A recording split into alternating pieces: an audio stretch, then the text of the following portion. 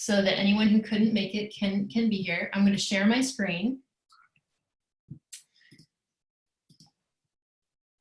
All right, and I'm going to launch into the session. All good? Okay, thank you. So this was a session that I originally presented at the Teaching and Learning Conference. I can kind of go quickly through parts, and then also we'll stop and we can discuss at any point. I don't want to bog you down with things like theory, because I know a lot of people are sort of in survival mode, but I do think having some kind of basic understanding of these concepts can sometimes help you feel better about what you're doing and what your plans are. So what I'm hoping that you'll take away from this is just really understanding what we mean when we talk about instructor presence in online or digital spaces. Thinking about what you value in your teaching, so what you value in your face-to-face teaching, and how you can bring that into this remote learning context. And then thinking about strategies for building and maintaining instructor presence in your remote courses. So, some definitions. And can you see this whole screen? Okay, great, thank you. So this is the definition of teaching presence. So I'm going to give you two definitions, teaching presence and instructor presence. Teaching presence is often used to talk about the design, facilitation, and direction of the course. So what that means in practice is that is what you bring to your course when you design it. So teaching presence will often look like this. So just kind of the overall look of your course, that's your teaching presence, how you create it and how you build it. There's another example of what a course looks like. So even the choices that you make about the design of your Moodle course, that goes into your teaching presence, right? What images you use, how you convey text on the page, all of that goes into teaching presence, sort of the overall design and structure of your course. Instructor presence is the term that we use to talk about who you are in your classroom, right? So who you are when you're in a face-to-face class and you're interacting with students, and then who you are when you are interacting with students or when you are communicating things to them in your virtual classes. So that's just it's a small difference, but teaching presence is when you're doing your kind of design work and you're building your course, and instructor presence is who you are as you're teaching the course and as you're interacting with students and facilitating those experiences for them. So this is an example of instructor presence. So this is a discussion forum, my student had their post, and there's me responding to my student post, right? That's instructor presence. That's me coming in and talking with my students, talking sort of in my own voice. So very quickly, when we're thinking about instructor presence, these are the main kind of components to consider. So there's the social presence, right? So every course that you teach has a social presence, right? So when it's face-to-face, it's students who are in your classroom who are talking with each other. Whether it's a kind of guided discussion that you've structured or just that informal interaction between students. The cognitive presence that you bring to your course is what you're asking students to do. How are you asking them to reflect, to analyze? What are the sort of thinking activities that you have for your students to reach the outcomes for your course? And then teaching presence is how you bring those two things together. So what is the social nature of the course, whether that's informal or formal? And then what is the cognitive level of your course? And how do you bring all of that together in a virtual space? So why does it matter? I'll go through this pretty quickly, but what I want you to know is that there's a lot of research on this, and we've found that instructor presence is very, very important to student success in online and hybrid courses. So student, I'm seeing a chat. Oh, good, thank you. Okay. So there's a positive relationship between instructor presence and student satisfaction in the course, and also with students' perception of their own learning. One study found that instructor to student interaction was more important to the students than student to student interaction, which was an interesting study and something to think about, that the instructor presence was more important to the students in that study. And something else to know is that a positive instructor attitude toward online learning has positive results for student success in online courses. So students can often absorb our own attitudes and our own preferences. And so I think that's just something to be aware of. However, I also like to point out that excessive teaching presence is not a good thing. So you want to think about how much you're participating in a course and how much students are seeing of you, because it can go overboard and that can reduce student satisfaction with courses.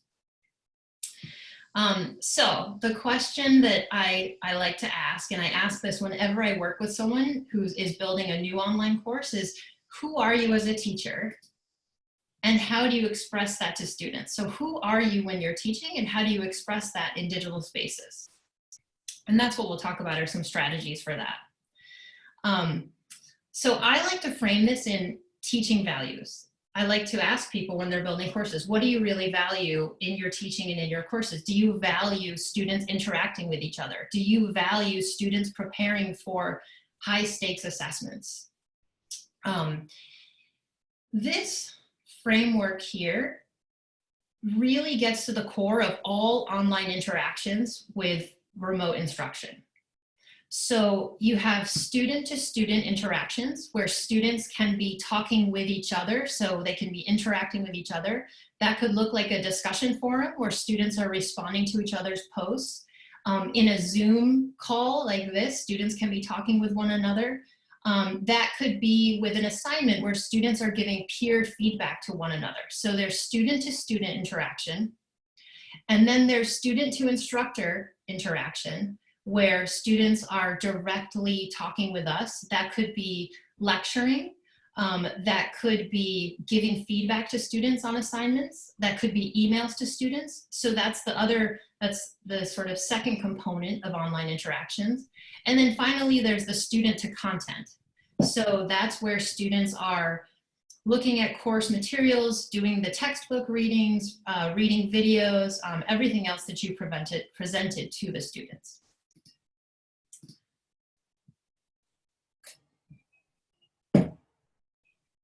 Oh, good. Okay. Thank you. So Tatia, you're here. That's great. And please, anyone at any point, if you would like to add something or if you have a question, just unmute yourself and then just jump in. Okay? Okay. So I don't want to go too far into this, but I can share some materials with you afterwards that sort of help to prompt asking about, what do you value in your face-to-face classroom? And then how can we translate that into a digital learning space? So one of the ways,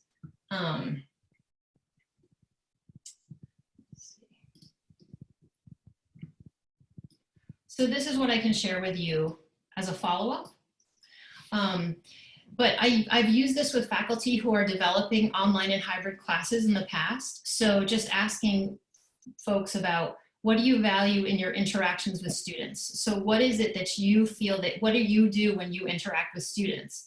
And that's all you need to say. And then we can talk about how can we bring that into the online space. So it's really just being very aware of what you're doing with your interactions with students, what students are doing when they're interacting with each other, and then what sort of materials do you have out there and how are students interacting with those materials.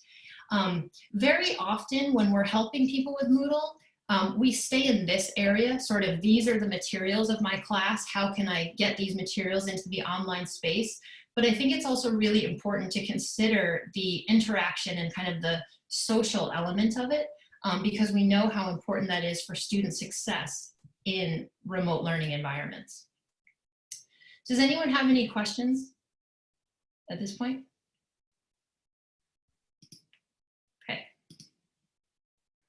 Thanks. All right, so let's get to some of the how-tos. So in terms of building instructor presence in digital spaces, the first area I want to talk about is communication. So I highly recommend utilizing all of the communication opportunities you have available to you as students, and how much you might be thinking about this probably has to do with your experience with remote learning or online and hybrid teaching. So I want to go over sort of all of those communications opportunities as I think about them, but if you have others or if you have any questions, please jump in. I wish I had a better title for this. I have no better way of saying this, but the way that I think about this first group of communication opportunities is non-individualized public communication, and I will explain to you what I mean by that. So this is communication that you send out to all students and is public to the students in your class. So if you are making a course announcement in Moodle, or if you're sending an email to your entire class, that is non-individualized, right? It's something that's going out to the whole class and it's public. Everyone can see it, right? Another opportunity for that is a class Q&A discussion forum. So something that's ungraded, that's just a forum that lives in your Moodle site where students can ask questions about the class and how it's set up or ask about assignments. A lot of faculty like to have a class cafe discussion forum, which would be, again, ungraded and just a place where students can come in and give, tell each other things about, where their band is performing. There's not much of that happening right now, so maybe that one isn't a good suggestion right now. Other things to consider are that your discussion forum prompts, so how you are asking questions, and also your assignment sheets and instructions are also this type of non-individualized, right? It's for all of the students and it's public communication. So those are also ways that you are communicating with students and communicating expectations.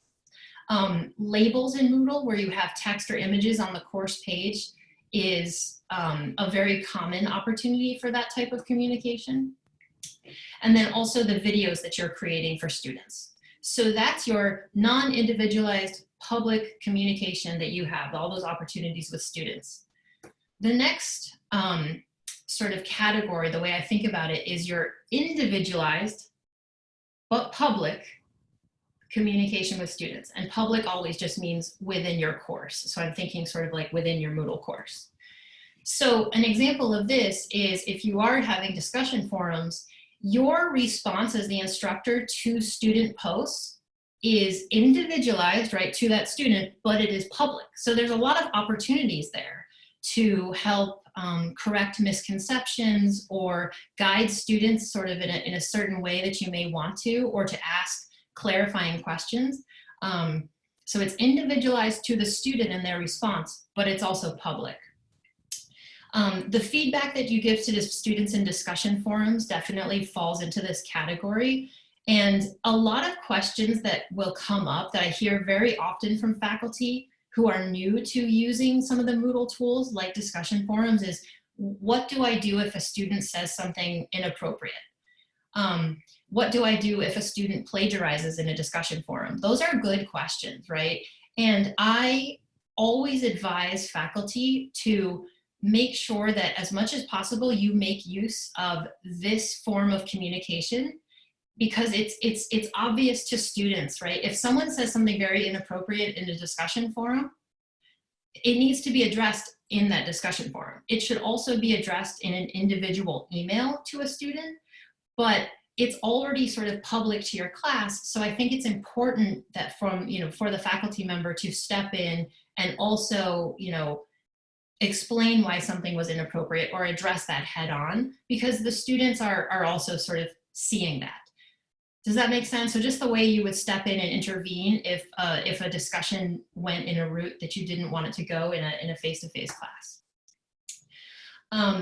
So responding to something that students said or themes that were being brought up to the class in the videos that you create for students is another way to have this kind of individualized but public communication, as would something in a synchronous session, such as a Zoom session. So you're talking to an individual student or addressing an idea that they raised, but it is public to other students. The last bucket is, of course, private communication. And I think that's probably the most obvious, but that's sort of individual emails to students, individual feedback that you give to students on assignments and quizzes. Obviously, grades fall under private communication with students, and then one-on-one Zoom calls or phone calls that you might have. So first impressions are extremely important when it comes to instructor presence. We're in an interesting situation because students have already met everyone and now are sort of re-meeting in this virtual space. Emailing your students often and early to sort of introduce yourself, reintroduce the class, which I'm sure everyone has been doing, but that is really, really important. That's how students stay connected to you. Something like a survey or a way of students communicating their needs to you or asking how you're feeling about remote learning can be really effective as a way of just showing students that you care about their input and want to hear from them. Having a getting started section of your course, which for many of you may sort of be getting started remotely with this course, but just basically being as explicit as possible with students about how your course works and how it's going to work in this remote environment is really, really important. The way that I think about it is that you're teaching your course, you're teaching the content of your course, but you're also teaching students how to be a student in that course, right? So you're really clearly showing them what your expectations are and how they can be a student in your specific course. I think a welcome video or at least a welcome document is great for students because they know that you're thinking about them, that you care about them, and they get to see a little bit about who you are and what you care about in your teaching. I also recommend participating a lot initially, especially initially, just so that students know that you're there, and students like to feel that there is someone sort of steering the ship. So in online environments, it's very easy to feel like no one's there. You've probably all had that experience. It's a little lonely. So at least initially trying to participate a lot or have more frequent sort of Zoom meeting opportunities for students, however you plan on interacting with your students, doing that a lot in the beginning will really help students, first of all, sort of understand who you are and what you care about, but also will then set them up for success later in the course when you can then sort of back off a little bit more from that. So I think in the very beginning, it's most important. So the most important finding when it comes to instructor presence is around giving feedback to students. So formative feedback to students is more impactful than summative feedback. So this is sort of the feedback that you provide to students on low stakes assignments or low stakes activities along the way as they go through the course. So this can look like scaffolding your assignments so that you're able to give students feedback about in-process work. I recommend, whenever possible, using peer review for this. So it can be a lot to give feedback to every single student about every single element of an assignment, right? So thinking about ways that you can also facilitate students doing that for each other so that they are able to get some feedback about their work in progress can be a good way to do that scaffolding while still, sort of reserving your time and energy. Sharing rubrics with students and allowing students or asking students to do a mid-assignment self-assessment. So if you have students that are working on a project or a paper, ask them partway through to assess themselves and sort of reflect on where they are with that. Having a Q&A discussion forum that focuses on assignments for courses can be a really good way for students to ask questions about their work in progress, and so that you can also sort of jump in and help them before it feels too late. So while the feedback would still be formative. And then obviously just sending individual emails and reaching out to students who seem to be struggling is really key for students feeling connected and also feeling motivated to keep going with the course. Exit tickets or midpoint surveys, getting student feedback can be really helpful. I think I saw that Barb Kotelnicki was on, and she is a great example of someone who uses entrance tickets. So at the beginning of an assignment or beginning of a unit, asking a very short question of students, and then at the end of assignment, using that exit ticket to say, how did this go? So I like to use questions like, what's one thing you learned? What's one question you still have? And what's one thing I could do better the next time? You know, what's one thing I as the instructor could do better the next time we have this sort of assignment or activity? I think that sharing the results of those with the class is really important, so that if you do ask students, how are you doing, or how did that assignment go, sort of sharing what you're willing to about how you're taking that feedback shows students that you are there, that you're active, and that you care about their input. And I also always advise faculty to really only ask about things that you're actually willing to adjust. If there's something in the course that to fulfill a learning outcome, you know that that's not something you will be able to adjust, then I don't recommend asking students about that, because if they say they want it adjusted and you know that you can't, then it's not a good question to ask. So only ask about things that you are sort of open and have an idea and are willing to make adjustments to. And it's fine if there are things that you are not. So we talked about prompt feedback. I know that that can feel overwhelming, especially in our current environment where we are delivering all of our classes remotely. So some tips around that, around giving prompt feedback to students, are creating a consistent and recurring schedule of due dates for students. So trying to have things due on the same day of the week can help students with organizing their own time. I give this advice, and we can discuss if you think this is good advice or not, but what I've always found is that we don't know what students' schedules are. We have no idea. So I advise faculty to structure due dates around your anticipated schedule, because that's a schedule that you can anticipate for the most part.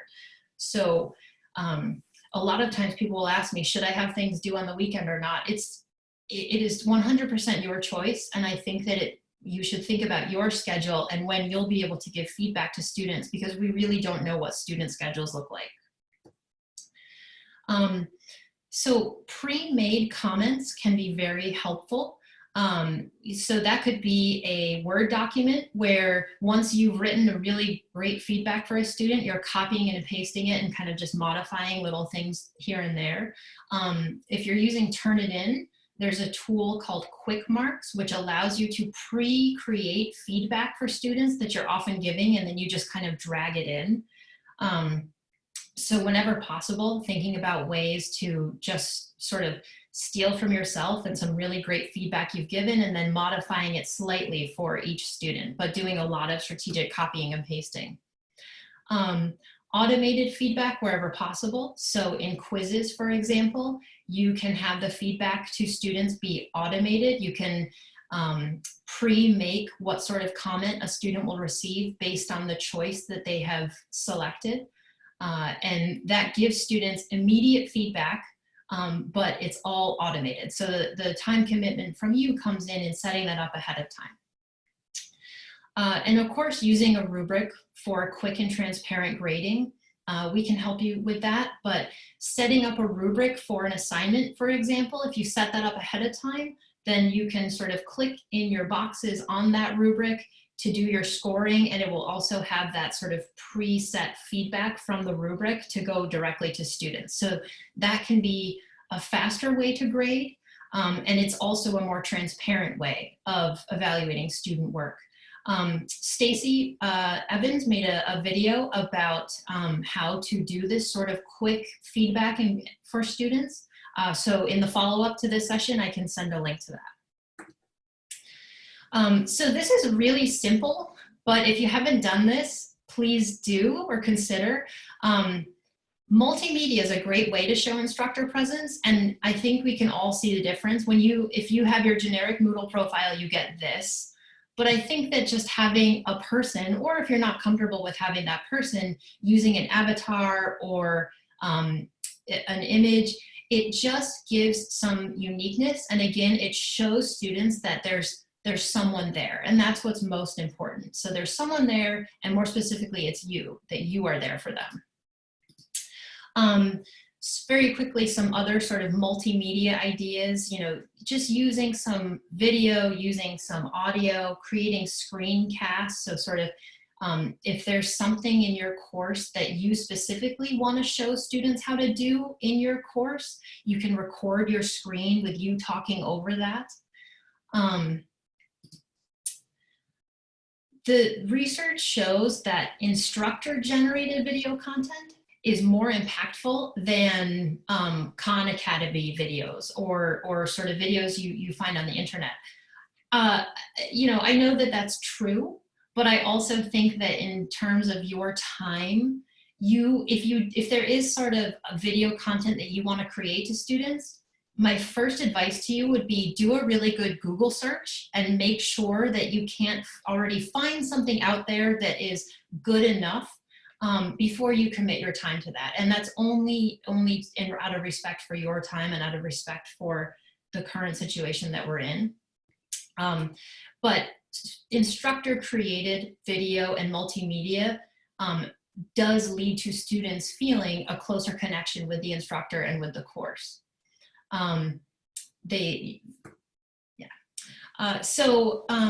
Synchronous virtual communication, so things like Zoom for office hours, I think is also a nice opportunity. And I think that right now a lot of students and a lot of us, even in our personal lives, are using Zoom to interact. So that's probably something that will feel more familiar to them. There are also, I think that we just shouldn't forget about the phone.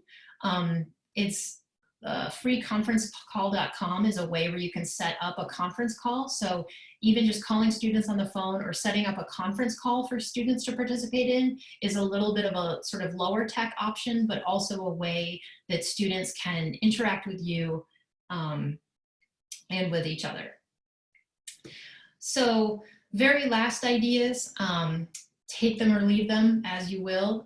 Sharing timely content is a really great way, again, to show students that you're there, you're experiencing the same things they are. I think with this current crisis that we're in, there are all sorts of ways of, still achieving the learning outcomes we have, while really also building in the authentic discussions that students probably want to be having about what's happening in the world and how that relates to the content of your course. So I think that this in particular is really relevant right now, because I think that a lot of people want and need to talk about what's happening.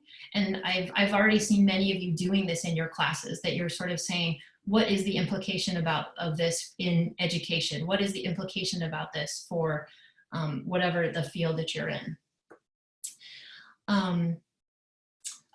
Word cloud is very fun. I don't know that any of us have a moment to do a word cloud right now, but I do love them. Having sort of pre-module, post-module notes, or making, if you've just wrapped up a unit, making a 1 minute, 2 minute video for your students of just saying, here's where we just were, this is what we just accomplished. That goes a really long way, again, because that's very different from this idea of an online course that is self-paced and the students just sort of work their way through it, and there's no one there kind of like guiding them and leading them and caring about them, which is the goal with instructor presence. I say social media only in the sense that this can be a great tool for learning if used correctly, but I also recognize that in this moment, that might take more thought and setup than we might have. And then the syllabus. I know that everyone has sort of already rewritten their syllabus, so I'm gonna just go through that one. So I think that I can show you this worksheet, but I think I want to sort of pause there, because that's sort of the bulk of what I was hoping to put out there in terms of different ideas, and just sort of have a discussion or questions or particular situations that anyone wants to talk about?